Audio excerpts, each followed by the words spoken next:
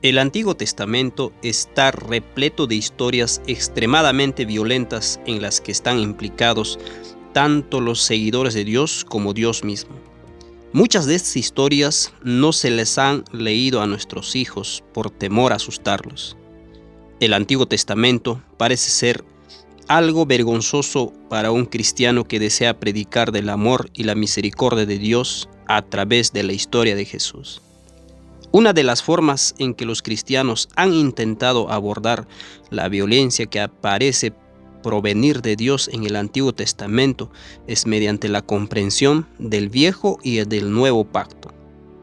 Muchos cristianos enseñan que el Viejo Pacto está relacionado solo con el Antiguo Testamento o el periodo antes que Cristo viniera a esta tierra y muriera en la cruz.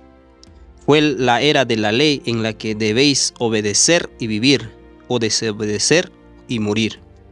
También existe la noción de que las personas del Antiguo Testamento tenían una mentalidad primitiva y solo podían entender el lenguaje de la violencia a la hora de lidiar con situaciones de crisis. En contraste, al Nuevo Testamento se lo percibe como la era de la gracia. El amor de Dios ahora se revela en Cristo y el don del Espíritu Santo que vino en este periodo permite a los hombres experimentar el Evangelio. Aquellos que vivieron en el Antiguo Testamento solo podían soñar con un Evangelio futuro que estaba más allá de su alcance. A algunos lectores de las Escrituras se les ha parecido que Dios intentó hacer las cosas de una manera solo para fracasar y luego probar un enfoque más amoroso. Otros presentan a Dios simplemente haciendo lo mejor que podía, dadas las circunstancias, hasta que llegara el Mesías. Esto hace que preguntemos, ¿por qué le tomó tanto tiempo a Cristo venir al mundo? Algunos razonan que hubiera sido mejor haberlo enviado antes para poder introducir el enfoque amoroso con más prontitud. Este acercamiento al Viejo y el Nuevo Pacto presentan dos principios que impugnan en el plan de salvación. El Viejo Pacto está centrado en la aplicación de la ley, mientras que el Nuevo Pacto está centrado en la misericordia. El colocar los dos principios en diferentes épocas de la historia mundial garantizará que entendamos que los pactos se oponen entre sí. Mientras que cuando los dos principios se colocan juntos en una secuencia dentro de la experiencia personal, revelan el maravilloso proceso divino de restauración. Si bien esto puede parecer un poco tedioso e irrelevante al estudiar el tema del carácter de Dios, una vez comprendido, se verá que juega un papel vital para aclarar los pasajes que parecen presentar las acciones de Dios como crueles y violentas. Tomemos por ejemplo a una persona que tiene un crecimiento óseo anormal. Al llegar a la cita, se le informa al paciente que el médico debe romper el hueso y volver a acomodar en su lugar para que crezca apropiadamente. ¿Qué pasaría si el médico solo realizara la primera parte del proceso de curación, rompiendo el hueso sin más?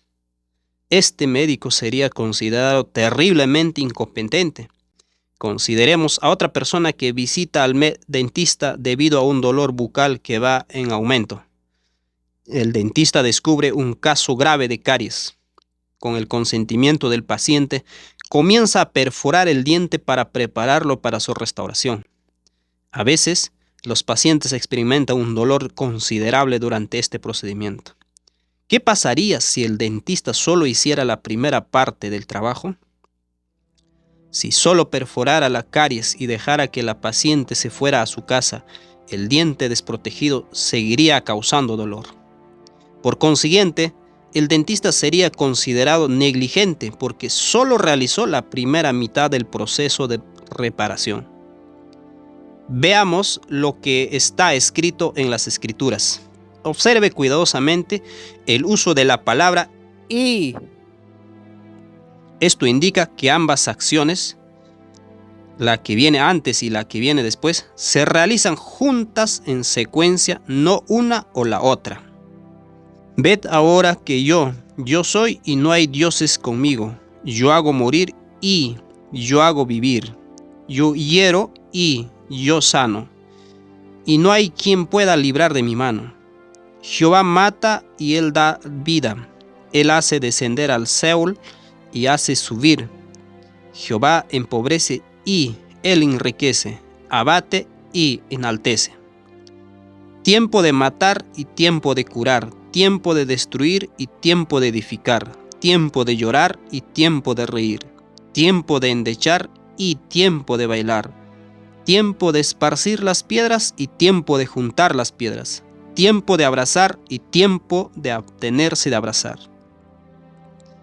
El cual asimismo nos hizo ministros competentes de un nuevo pacto, no de letras, sino del Espíritu, porque la letra mata, mas y el Espíritu vivifica. En cada uno de estos casos, la Biblia delinea un proceso de 2 pasos. En primer lugar, se diagnostica el problema y se revela cuánto dolor causa. En segundo lugar, se proporciona el remedio y la restauración. Así es como funcionan los pactos en la vida de cada persona. Segunda de Corintios 3:6 vincula el proceso de la letra que mata con el proceso del espíritu que vivifica mediante la palabra griega de que se puede traducir como y, según la concordancia de Strong de G1161, es una partícula primaria que puede ser adversativa o continuativa. En el caso de los 2 pactos, la palabra y es tanto adversativa como continuativa. La acción del primer pacto es adversa al segundo pacto porque expone y quebranta, mientras que el segundo pacto restaura y edifica. Es continuativa porque el segundo pacto sigue al primero. Miremos cómo Pablo explica este proceso en la vida de Abraham. Porque está escrito que Abraham tuvo 2 hijos, uno de la esclava, el otro de la libre. Pero el de la esclava nació según la carne, mas el de la libre por la promesa. Lo cual es una alegoría, pues estas mujeres son los 2 pactos. El uno proviene del monte Sinaí, el cual da hijos para esclavitud. Este es Agar, porque Agar es el monte de Sinaí en Arabia y corresponde a Jerusalén actual. Pues ésta, junto con sus hijos, está en esclavitud. Mas la Jerusalén de arriba, la cual es madre de todos nosotros, es libre. Dios prometió darle un hijo a Abraham. El problema era que a Abraham le faltaba fe en Dios. No sabía cuán grande era su problema hasta que él y su esposa vieron imposibilitados de engendrar un hijo. Esta experiencia fue parte del diagnóstico del problema. El Señor permitió la demora en el nacimiento del niño para revelar la falta de fe en Abraham y Sara. Este proceso es crítico para que tengan lugar la restauración. La gravedad del problema en su totalidad debe ser revelada para que se produzca la curación total. En lugar de esperar al Señor, Abraham se sometió a la sugerencia de su esposa y tomó a su sierva a fin de producir un hijo a través de ella. Al principio, cuando nació Ismael de Agar, parecía la solución perfecta, pero las cosas se complicaron rápidamente. La falta de fe de Abraham sembró las semillas del conflicto en el hogar. Este conflicto ha continuado hasta nuestros días y lo vemos en los sentimientos hostiles entre judíos y musulmanes. Esta historia muestra cómo la falta de fe puede tener consecuencias tan terribles. El Señor tuvo que permitir esta demora para revelar su carencia. Lo triste es que en este proceso Sara y Abraham insinuaron que el Señor estaba en falta por haber tardado en cumplir la promesa de darles un hijo. Dijo entonces Sarai a Abraham: «Ya ves que Jehová me ha hecho estéril. Te ruego pues que te llegues a mi sierva, quizá tendré hijos de ella». Y atendió Abraham al ruego de Sarai. Dijo también Dios a Abraham: «A Sarai tu mujer no la llamarás Sarai, mas Sara será su nombre. Y la bendeciré y también te daré de ella hijo. Sí, la bendeciré y vendrá a ser madre de naciones. Reyes de pueblos vendrá de ella». Entonces Abraham se postró sobre su rostro y se rió, y dijo en su corazón: ¿A hombre de 100 años ha de nacer hijo? Y Sara, ya de 90 años, ha de concebir. Y dijo Abraham a Dios: ojalá Ismael viva delante de ti.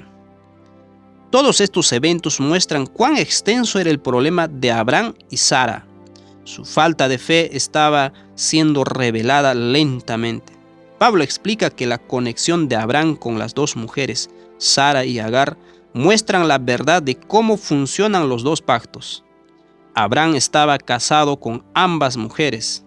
Agar produjo un hijo primero, pero este le causó tanto dolor a Abraham que se vio obligado a despedirla junto a su hijo. El dolor de este proceso le mostró a Abraham el sufrimiento que su falta de fe había causado. Entonces Abraham pudo trasladarse completamente a la experiencia del nuevo pacto. Fue un proceso de 2 pasos con cierta superposición entre los 2 pactos, ya que hubo un periodo en el que ambos hijos vivían en la misma casa. A través de la prueba de ofrecer a su hijo Isaac, Abraham finalmente pudo pasar al nuevo pacto. Su fe en el Señor no flaqueó.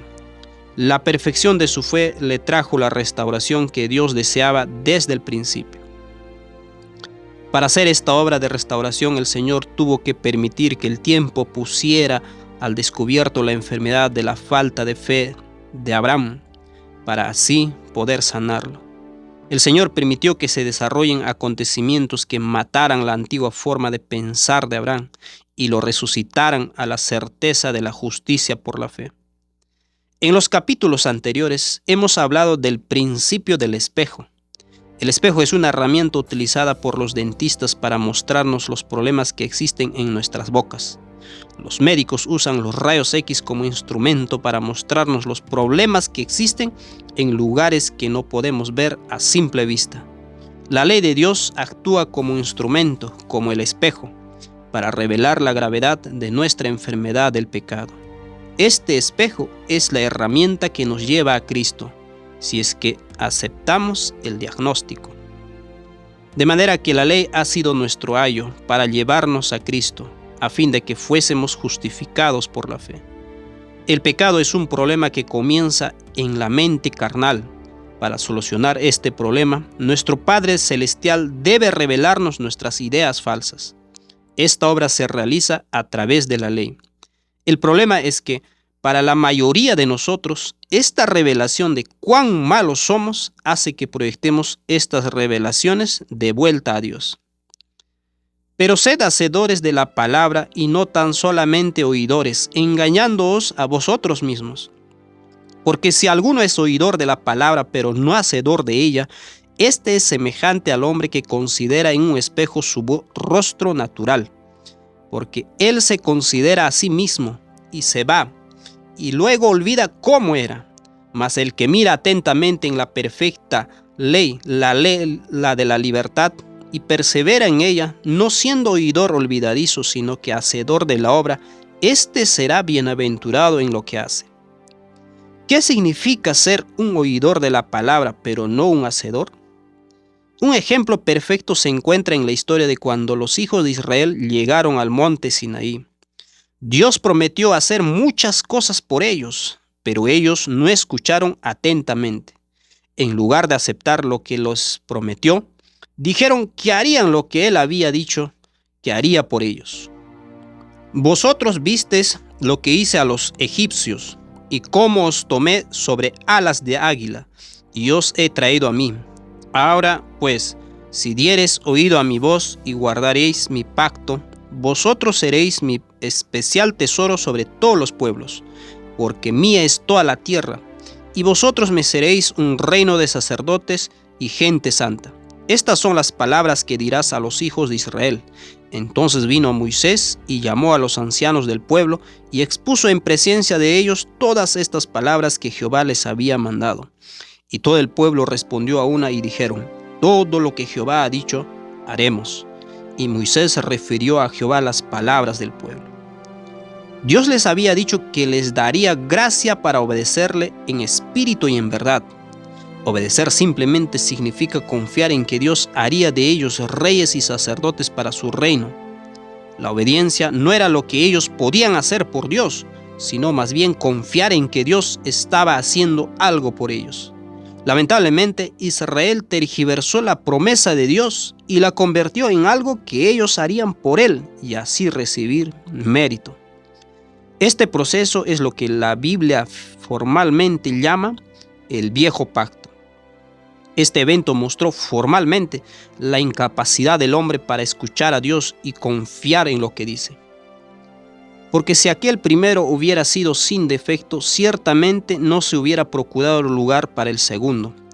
Porque reprendiéndolos dice: He aquí viene días, dice el Señor, en que estableceré con la casa de Israel y la casa de Judá un nuevo pacto, no como el pacto que hice con sus padres el día que los tomé de la mano para sacarlos de la tierra de Egipto, porque ellos no permanecieron en mi pacto, y yo me desentendí de ellos, dice el Señor.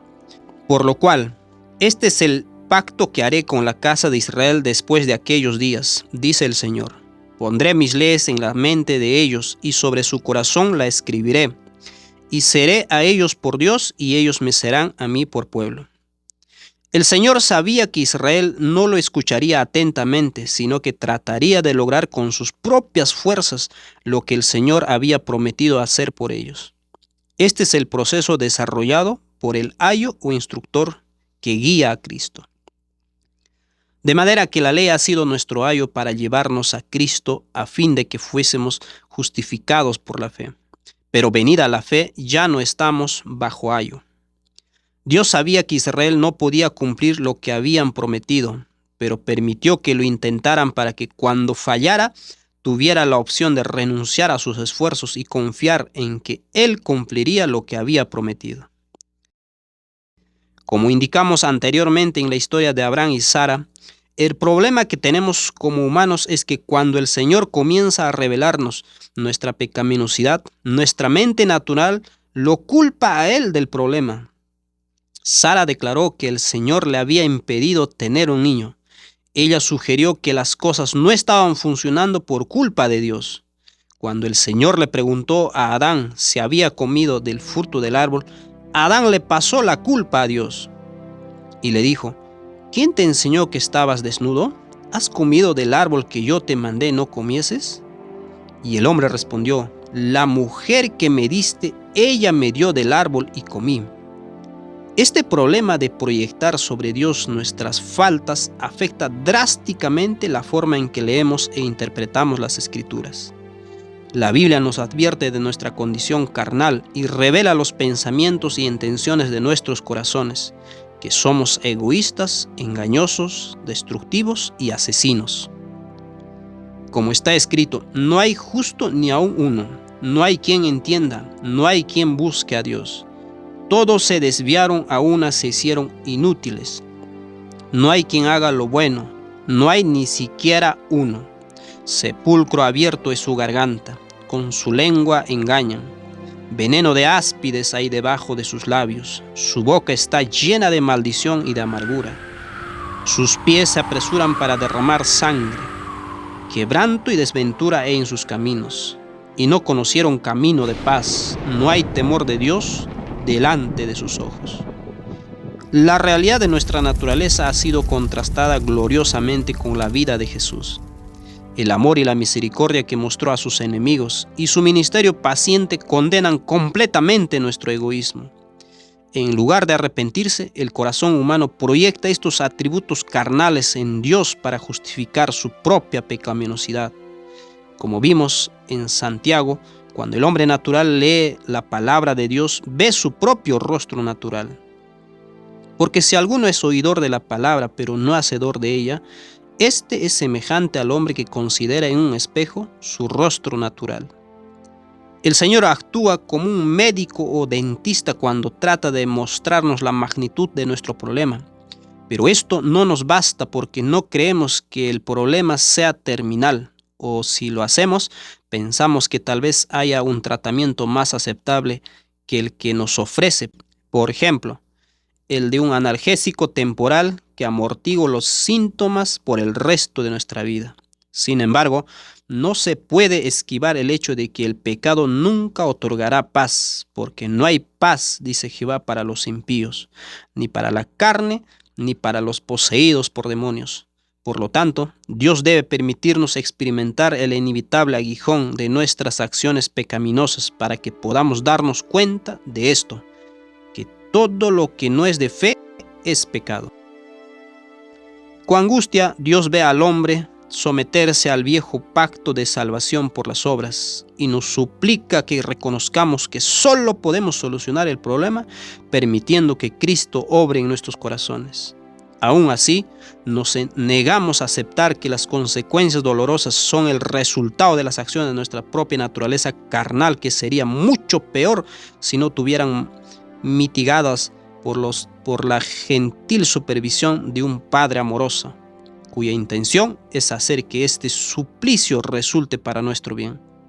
En cambio, somos tentados a culpar a ser severo y desde nuestra perspectiva corrupta lo acusamos de maltratarnos y arbitrariamente permitir que el dolor caiga sobre nosotros. Los hombres han inventado maneras sumamente ingeniosas de proyectar en Dios su propia conducta degradada. Como dice la Escritura, engañoso es el corazón más que todas las cosas y perverso. ¿Quién lo conocerá? Estas cosas hice y yo he callado. Pensabas que de cierto sería yo como tú, pero te reprenderé y las pondré delante de tus ojos. Tristemente, desde la caída de la humanidad, nuestros corazones son por naturaleza engañosos y asesinos. Cuando el hombre natural lee la Biblia, proyecta sus atributos malvados sobre Dios. Cuando el lector percibe a Dios como violento y tiránico, esto sirve para revelar y expandir las semillas que ya existían en su corazón. Pablo lo explica así: mas el pecado, tomando en ocasión por el mandamiento, produjo en mí toda codicia, porque sin la ley el pecado está muerto. Y yo, sin la ley, vivía en un tiempo, pero venido el mandamiento, el pecado revivió y yo morí. Y hallé que el mismo mandamiento que era para vida, a mí me resultó para muerte, porque el pecado, tomando ocasión por el mandamiento, me engañó y por él me mató. De manera que la ley a la verdad es santa y el mandamiento santo, justo y bueno. Luego, lo que es bueno, ¿vino a ser muerto y para mí? En ninguna manera, sino que el pecado, para mostrarse pecado, produjo en mí la muerte por medio de lo que es bueno, a fin de que por el mandamiento el pecado llegase a ser sobremanera pecaminoso. Los hombres usan las historias del Antiguo Testamento, las que parecen decir que Dios destruye y mata a las personas, para validar su propia naturaleza asesina. La Biblia está cuidadosamente escrita para dar a los hombres la oportunidad de revelar completamente lo que está en sus corazones. La vida de Jesús en la tierra nos muestra exactamente cómo es Dios. Jesús nunca mató a nadie, pero en lugar de mirar este espejo perfecto del amor de Dios, los hombres eligen leer el Antiguo Testamento como oyentes de la palabra y solo ven su propio rostro en lo que creen que es el rostro de Dios. Por tanto, nosotros todos, mirando a cara descubierta como en un espejo la gloria del Señor, somos transformados de gloria en gloria en la misma imagen como por el Espíritu del Señor. La gloria del Señor es el carácter del Padre en su plenitud revelado en la vida de Jesús en la tierra. Yo te he glorificado en la tierra, he acabado la obra que me diste que hiciese. La gloria de Dios es su carácter, pues nos dice: Él entonces dijo: te ruego que me muestres tu gloria. Y Jehová descendió en la nube y estuvo allí proclamando el nombre de Jehová. Y pasando Jehová por delante de él, proclamó: Jehová, Jehová, fuerte, misericordioso y piadoso, tardo para la ira y grande en misericordia y verdad. Cuando lees la Biblia a través del espejo de la gloria o el carácter de Jesús, ves algo completamente diferente en el Antiguo Testamento que cuando lo lees a través del espejo de tu corazón natural. Pero, ¿cómo es posible ver la gloria de Cristo, el Señor, en un espejo? Deberíamos vernos a nosotros mismos en el espejo, ¿no es así? ¿Cómo es que vemos a Cristo?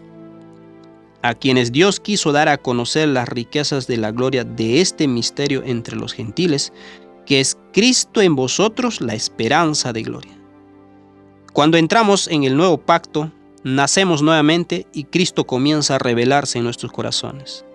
Esto comienza a cambiar lo que vemos reflejado en el espejo. Cuando vemos a Cristo en el espejo, todo nuestro modo de leer la Biblia comienza a cambiar. Como mencionamos en el capítulo 18 sobre las declaraciones absolutas, inmediatamente comenzamos a ver muchas contradicciones aparentes que a simple vista no se resuelven fácilmente. Esto es evidencia de que estamos trasladándonos de la experiencia del viejo pacto a la del nuevo. Nuestros ojos comienzan a leer de otra forma. Entonces, tomando la mano del ciego, le sacó afuera de la aldea y escupiendo en sus ojos, le puso las manos encima y le preguntó si veía algo. Él, mirando, dijo: veo los hombres como árboles, pero los veo que andan. Luego le puso otra vez las manos sobre los ojos y le hizo que mirase, y fue restablecido y vio de lejos y claramente a todos. Al principio vemos hombres caminando como árboles, pero cuando el Señor pone sus manos sobre nuestros ojos, comenzamos a ver las cosas tal como Él las ve. Y qué hermoso cuadro es el que vemos. La clave de todo esto es que la obra del viejo pacto es fundamental para llevarnos a buscar el verdadero remedio en Cristo. El viejo pacto nos muestra a través de la ley cuán malos somos para que podamos correr a Cristo y ser sanados en el nuevo pacto. Estos dos procesos siempre van juntos y ocurren en la vida de cada persona que viene al Señor. Es el mismo proceso hoy como lo fue para Adán, Noé, Abraham y Moisés. Cuando separamos este proceso de dos pasos, el Antiguo Testamento presentará a Dios como rompiendo huesos y perforando dientes sin ningún remedio adicional. Esto hace que Dios parezca duro y cruel. Peor aún es el evangelio que se enseña hoy en día de simplemente creer en Jesús y no preocuparse por los huesos deformados y dientes podridos. Este evangelio quisiera que Jesús rellene las caries sin limpiarlas previamente. Esta separación de los dos pasos dentro de la vida de una persona hace que Dios parezca duro en el Antiguo Testamento y suave condescendente en el Nuevo Testamento. La mayor tragedia de no entender correctamente el proceso de dos pasos es que cuando Dios permite que se desarrollen cosas para revelar el pecado en aquellos que Él está tratando de salvar, estas manifestaciones de pecado son atribuidas a Dios como su deseo. Pero la ley se introdujo para que el pecado abundase, mas cuando el pecado abundó, sobreabundó la gracia. Cuando la ley entra en nuestros corazones y mentes, hace que el pecado abunde y se vuelva más visible. Entonces somos invitados a recurrir a Cristo y recibir el remedio. Y cuando Él venga, convencerá al mundo de pecado, de justicia y de juicio. El pecador, al ser convencido de su pecado, es capacitado por la fe para recibir justicia, la justicia de Cristo que prepara al pecador para el juicio eterno. Ahora llegamos a un punto crítico que debemos comprender en todo este proceso. Cuando un hombre está en su estado natural, entiende las expresiones de Dios hacia él de acuerdo a lo que está en su corazón. Dios busca revelar las intenciones y motivos del corazón del hombre. Amorosamente desea exponer aquellas cosas que no sabe que existe dentro de sí. Ahora pues, maldito seas tú de la tierra, que abrió su boca para recibir de tu mano la sangre de tu hermano. Cuando labres la tierra, no te volverá a dar su fuerza. Errante y extranjero serás en la tierra. En estos versículos, Dios le está revelando a Caín lo que hay en él. Caín ha traído la maldición sobre la tierra a través de su pecado. El asesinato que ha cometido ha destruido su sentido de dignidad y lo ha dejado un hombre fragmentado. Estas palabras fueron dichas no para destruir a Caín, sino para que Caín se diera cuenta de su condición y se volviese a Dios y pidiera perdón. ¿Cómo responde Caín? Y dijo Caín a Jehová: grande es mi castigo para ser soportado. He aquí me echas hoy de la tierra, y de tu presencia me esconderé, y seré errante y extranjero en la tierra. y sucederá que cualquiera que me hallare me matará. En lugar de aceptar el diagnóstico como una realidad de su condición, Caín proyecta su culpa sobre Dios. Caín se niega a arrepentirse por haber matado a su hermano y por lo tanto no puede encontrar paz. La culpabilidad de su acto descansa sobre él día y noche, haciendo que para siempre corra como un fugitivo en su mente. Algunas veces Dios da órdenes que reflejan lo que está en la mente de la persona para que esos pensamientos se manifiesten en una decisión, revelando así lo que hay en su corazón. Cuando Israel quiso espiar la tierra, Dios emitió el mandato de seguir adelante y hacerlo. El resultado fue que 10 de los 12 espías regresaron con un informe falso. Y venisteis a mí todos vosotros y dijisteis: enviemos varones delante de nosotros que nos reconozcan la tierra, y a su regreso nos traigan razón del camino por donde hemos de subir y de las ciudades a donde hemos de llegar. Y el dicho me pareció bien, y tomé 12 varones de entre vosotros, un varón por cada tribu. Y Jehová habló a Moisés diciendo: envía tú hombres que reconozcan la tierra de Canaán, la cual yo doy a los hijos de Israel. De cada tribu de sus padres enviaréis un varón, cada uno príncipe entre ellos. La razón por la cual los hombres pidieron espiar la tierra era porque les faltaba fe en la palabra de Dios.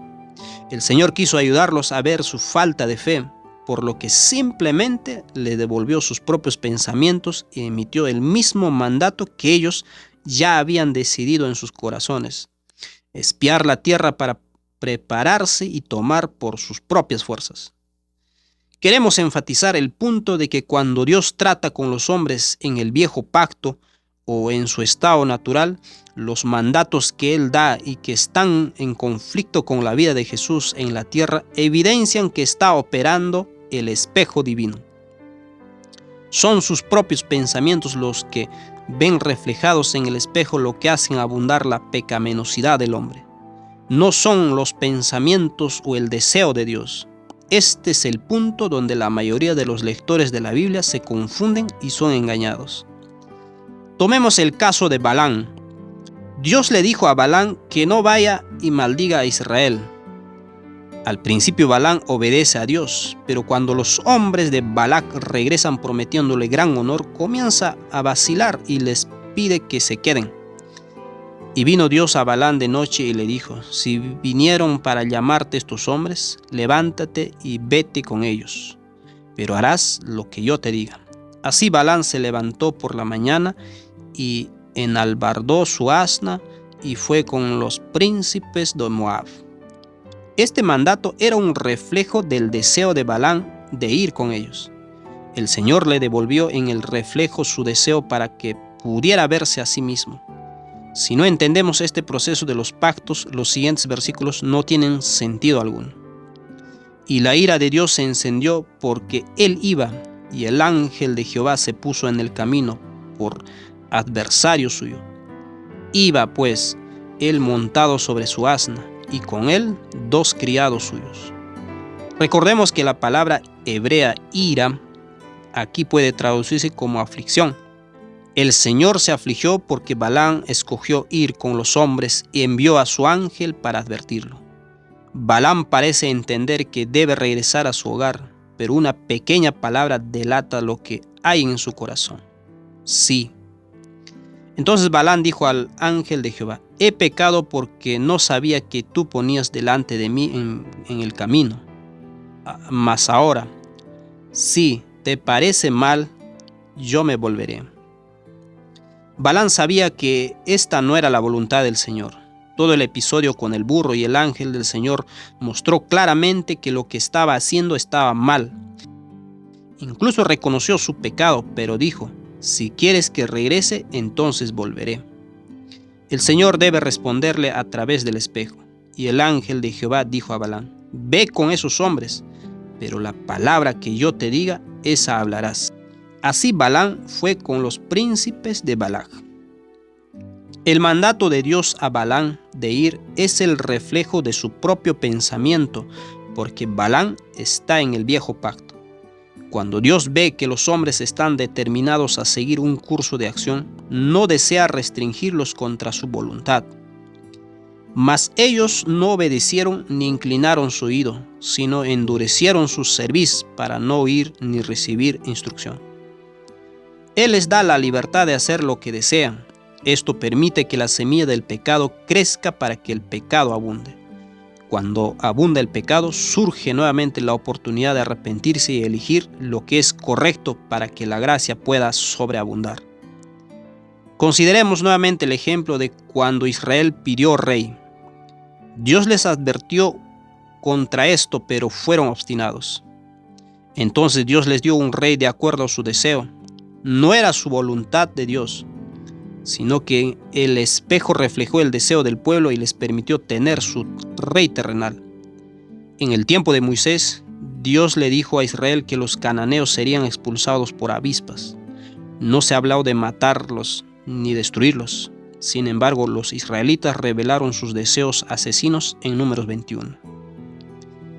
Cuando el cananeo, el rey de Arad, que habitaba en Neguet, oyó que venía a Israel por el camino de Atarim, peleó contra Israel y tomó de él prisioneros.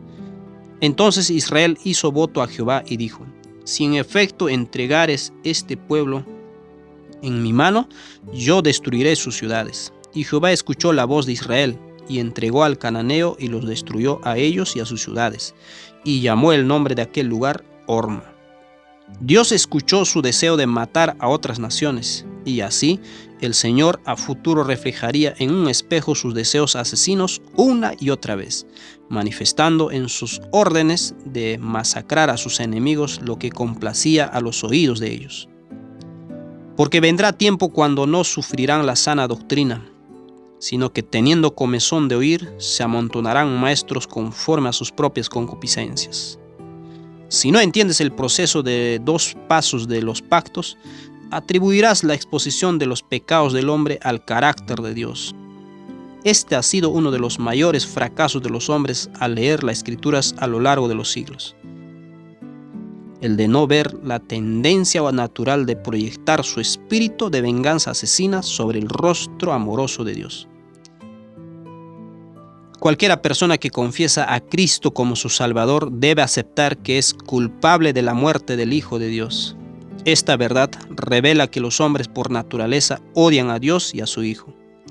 En un esfuerzo por justificar este espíritu de odio, los hombres proyectan sus atributos violentos sobre Dios y proclaman como el mayor asesino de la humanidad, vindicando así el espíritu homicida que tienen contra quienes ellos eligen despreciar. Desean, ya sea secreto o abiertamente, ver a sus enemigos torturados y muertos en las llamas del infierno. En este tiempo presente está comenzando el llamado a temer a Dios y darle gloria. Cuando llegamos a tener un mejor entendimiento del verdadero carácter de Dios, somos trasladados del temor a un Padre potencialmente vengativo a una experiencia superior de amor, en la que tenemos una mayor reverencia y un arrepentimiento más profundo por haber acusado a Dios erradamente. En el amor no hay temor, sino que el perfecto amor echa fuera el temor, porque el temor lleva en sí castigo, de donde el que teme no ha sido perfeccionado en el amor. Una luz está comenzando a brillar, y la gloria del Señor está siendo revelada. Cuando comienzas a comprender el proceso de los pactos en el plan de salvación, las nubes oscuras que fueron arrojadas para ocultar y difamar el carácter de Dios son disipadas en la gloriosa luz de su revelación. Ahora que hemos definido estos principios, tenemos las herramientas para examinar algunas historias muy violentas en la Biblia y ver en ellas la paciencia, sabiduría, justicia, misericordia y amor de Dios.